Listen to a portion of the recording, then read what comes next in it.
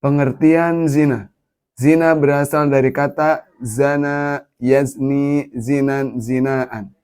Zina adalah hubungan badan atau hubungan intim yang dilakukan antara laki-laki dan perempuan yang sudah balik tanpa ada ikatan pernikahan atau perkawinan. 5 pelaku zina dan hukumannya masing-masing. Yang pertama, zina muhson. Zina muhson adalah zina yang dilakukan oleh orang yang sudah pernah berhubungan badan dalam ikatan pernikahan. Misalnya suami, istri, janda, atau duda. Hukumannya adalah dirajam, dilempari batu yang berukuran sedang hingga mati. Yang kedua, zina ghair muhson. Zina ghair muhson adalah zina yang dilakukan oleh orang yang belum pernah menikah. Hukuman zina ghair muhson adalah yang pertama dicambuk sebanyak 100 kali, kemudian diasingkan selama 1 tahun. Yang ketiga, zina liwat atau LGBT. Zina sesama jenis, laki-laki dengan laki-laki, homo, perempuan dengan perempuan, atau lesbian. Hukumannya adalah dibunuh atau dilempar dari tempat yang tertinggi, dan kemudian jika ternyata masih hidup, maka dilempari batu, dirajam, hingga mati. Yang keempat, berzina dengan binatang. Hukumannya dibunuh. Jika binatangnya disembelih, maka haram hukumnya memakan binatang tersebut. Yang kelima, menikahi tangan, yakni yang berupa onani atau masturbasi. Hukumannya mendapatkan dosa besar, hilangnya perlindungan dari Allah karena mendapat laknat dari Allah. Dampak negatif perbuatan zina di dunia. 1. Menghilangkan kewibawaan dan keceriaan wajah. 2. Memicu perbuatan buruk yang lainnya. Yang ketiga, menyebabkan kefakiran. Yang keempat, memperpendek umur. Dampak negatif perbuatan zina di akhirat. Yang pertama, mendapatkan murka Allah. Yang kedua, mendapatkan hisab yang buruk. Yang ketiga, mendapatkan azab atau siksa. Yang keempat, Allah tidak akan memandangnya dengan pandangan rahmat. Contoh perbuatan mendekati zina yang harus dijauhi. 1. Pergaulan bebas. Pergaulan bebas adalah hubungan sosial yang tidak dibatasi oleh aturan, norma, dan agama. Yang kedua, mendekati tempat yang dapat menimbulkan nafsu syahwat. Yang ketiga, melihat atau menghayal, berimajinasi aurat lawan jenis. Yang keempat, melihat film, tayangan, konten, atau membaca bacaan yang dapat menimbulkan nafsu birahi. Yang kelima, berkholwat, berduaan dengan lawan jenis tanpa mahram. Yang keenam, berpakaian yang tidak menutup aurat, terbuka, tipis, ataupun transparan. Pengertian akhlak mazmumah dan akhlak mahmudah.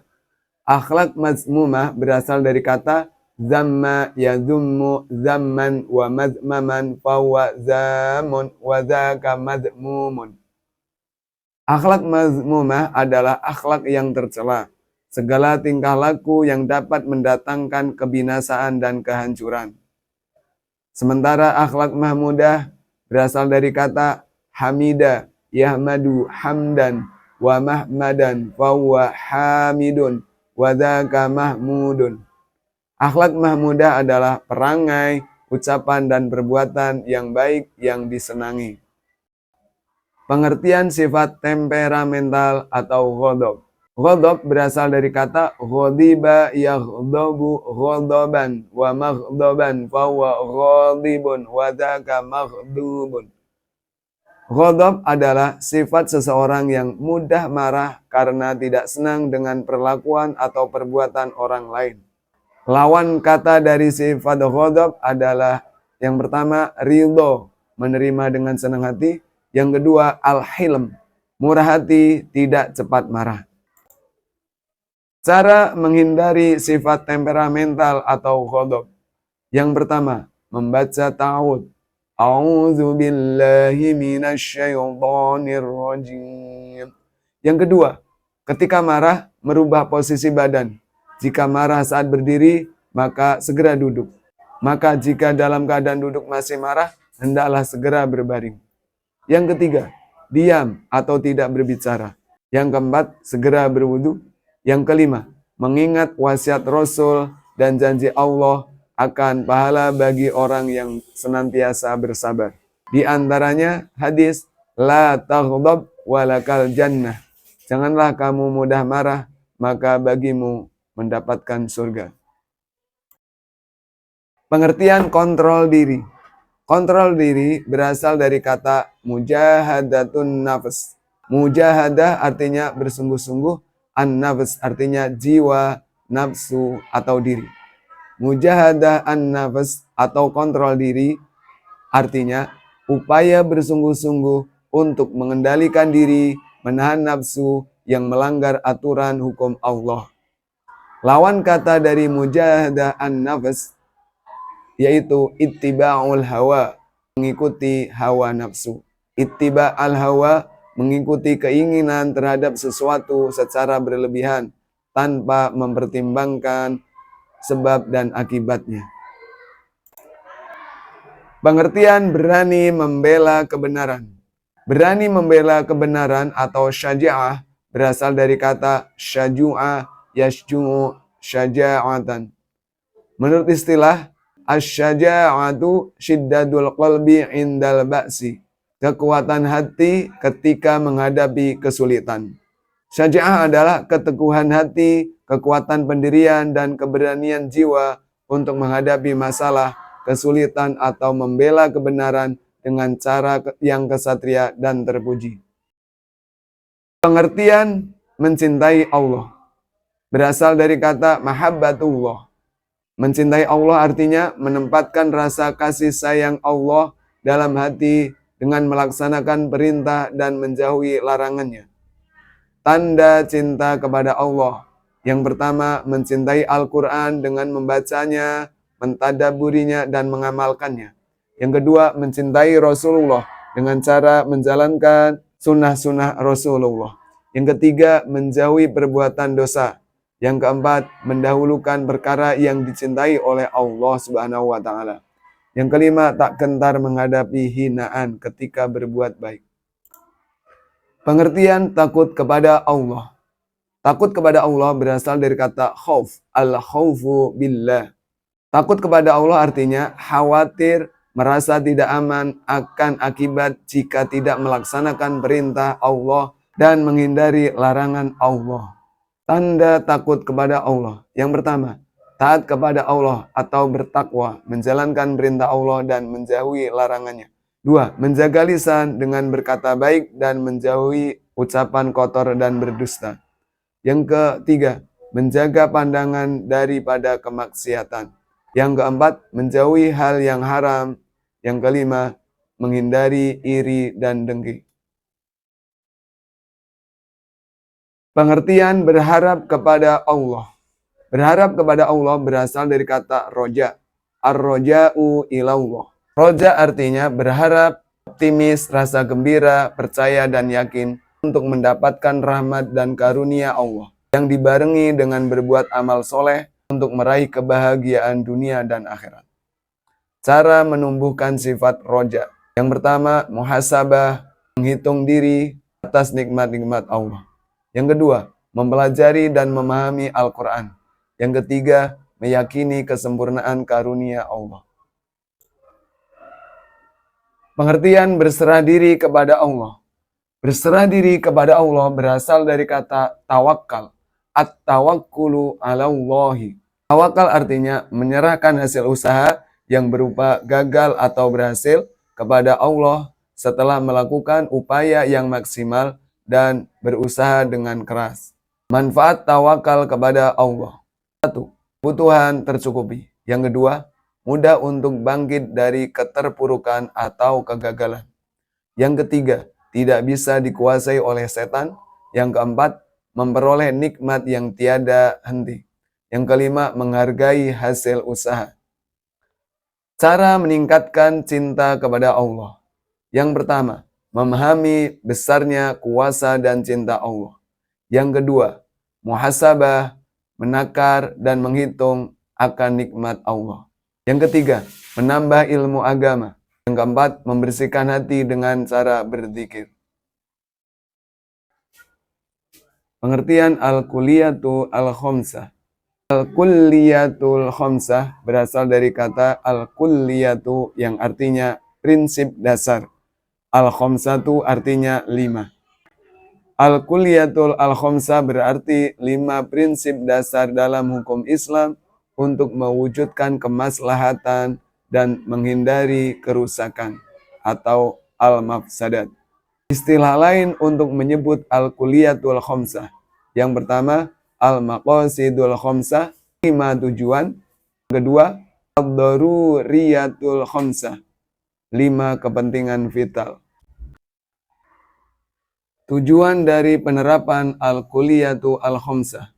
Tujuan dari 5 prinsip dasar dalam hukum Islam bertujuan untuk mewujudkan kemaslahatan dan menghindari kerusakan atau al-mafsadat. Urutan al-kulliyatu al-khamsah. Yang pertama, hifdzuddin, menjaga agama. Yang kedua, hifdzun nafs, menjaga jiwa. Yang ketiga, hifdzul aql, menjaga akal. Yang keempat, hifdzun nasl, menjaga keturunan. Yang kelima, hifdzul mal, menjaga harta. 2 cara menjaga agama. Yang pertama, melaksanakan 5 rukun Islam. Yang kedua, menghormati agama orang lain dengan cara toleransi. 4 cara menjaga harta. Yang pertama, bekerja mencari rezeki yang halal. 2. Melarang kecurangan dalam memperoleh harta, seperti mencuri, menipu, riba, korupsi, monopoli, penimbunan, dan lain-lain. Yang ketiga, tidak boleh melakukan perbuatan yang dapat merusak atau merugikan harta benda milik orang lain. Yang keempat, mencatat hutang piutang. Hadis riwayat Abdullah bin Amr, hal yang mendorong untuk menyebarkan agama Islam. Ballighu anni walau ayatan. Sampaikanlah dariku walau hanya 1 ayat. Hadis riwayat Bukhari. Migrasi 4 keluarga bangsa Persia yang bermigrasi ke Indonesia pada abad ke-10 dan tempat tujuannya. Yang pertama, keluarga Lor datang ke Nusantara dan tinggal di Jawa, Pekalongan, Loran, atau Leran. Yang kedua, keluarga Jawani yang menetap di Pasai, Sumatera Utara. Yang ketiga, keluarga Syiah yang menetap di Sumatera Timur. Yang keempat, keluarga Rumai yang menetap di utara dan timur Sumatera. Pengertian wali songo. Wali songo berasal dari kata wali dan songo. Kata wali berasal dari bahasa Arab, sesuatu yang bentuk singkatan dari kata waliullah. Artinya adalah orang yang mencintai dan dicintai Allah Subhanahu wa Ta'ala. Sementara kata songo yang merupakan bahasa Jawa yang berarti 9.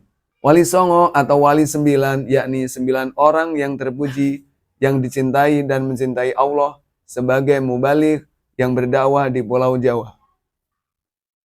9 wali songo dan nama aslinya: Sunan Gresik, Maulana Malik Ibrahim; Sunan Ampel, Raden Rahmat; Sunan Giri, Raden Paku atau Ainul Yakin; Sunan Kalijogo, Raden Sahid; Sunan Bonang, Raden Makdum Ibrahim; Sunan Derajat, Raden Qasim atau Syarifuddin; Sunan Muria, Raden Umar Said; Sunan Kudus, Raden Ja'far Shodiq; Sunan Gunung Jati, Syarif Hidayatullah. 5 falsafah moh limo Sunan Ampel dan penjelasannya. 1. Moh main, yaitu tidak mau berjudi. Yang kedua, moh ngombe, yaitu tidak mau mabuk atau minum minuman keras. Yang ketiga, moh maling, yaitu tidak mau mencuri. Yang keempat, moh madat, yaitu menolak untuk menggunakan narkotika dan hal-hal yang lain yang memabukkan. Yang kelima, moh madon, yaitu menolak untuk bermain perempuan yang bukan istrinya. Hukum tajwid, nun sukun, dan tanwin. Yang pertama, idhar, terdiri atas 6 huruf. Cara membacanya jelas bunyi N-nya. Hurufnya hamzah, ha, kho, ain, ghain. Contohnya man, amana. Yang kedua, idgham, terdiri atas 6 huruf. Cara membacanya, bunyi N hilang, huruf idgham menjadi double. Hurufnya ya, ro, mim, lam, wawu, nun. Contohnya, man yasha'u dibaca man yasha'u. Yang ketiga, iklab. Terdiri atas satu huruf, yaitu huruf ba. Cara membaca bunyi N-nya diganti dengan bunyi M. Contohnya, min ba'di, tapi dibaca menjadi mim ba'di. Yang keempat, ikhfa. Terdiri atas 15 huruf. Ta, sa, jim, dal, zal, zai, sin, shin, sod, dot, to, zo, fa, qof, kaf. Cara membacanya samar antara bunyi N dengan bunyi huruf ikhfa. Suaranya menjadi suara NG. Contohnya, min qablikum dibaca menjadi min qablikum. Hukum tajwid alif lam syamsiah dan alif lam qamariyah. Alif lam syamsiah ada tanda tasdid di atas huruf syamsiah. Alif lam bertemu dengan huruf to, sa, sod, ro, ta, dot, zal, nun, dal, sin, zo, zai, shin, lam. Contohnya ad-dinu. Kemudian alif lam qamariyah. Ada tanda sukun di atas huruf lam. Contohnya Al-Qur'anu. Alif lam disebut dengan alif lam qamariyah apabila alif lam bertemu dengan huruf hamzah, ba, jim, ha, kho, ain, ghain, fa, qaf, kaf, mim, wawu, ha, ya. Mat tobi atau mat asli. Dhamma bertemu dengan wawu sukun, kasroh bertemu dengan ya sukun, fathah bertemu dengan alif. Contoh kalimatnya nuhiha. Mat tobi'i dibaca sepanjang 2 harokat. Mat wajib mutasil. Mat tobi'i bertemu hamzah dalam satu kalimat. Dalam tulisan Al-Quran, untuk memahaminya, untuk mendeteksinya, hamzahnya berbentuk kepala ular. Contohnya, ja'a. Mat jais munfasil. Mat tobi'i bertemu hamzah dalam 2 kalimat. Untuk mengetahuinya, untuk mendeteksinya, hamzahnya berbentuk alif atau angka 1. Contohnya, Bani Adama dibaca 2-6 harokat. Bani Adama.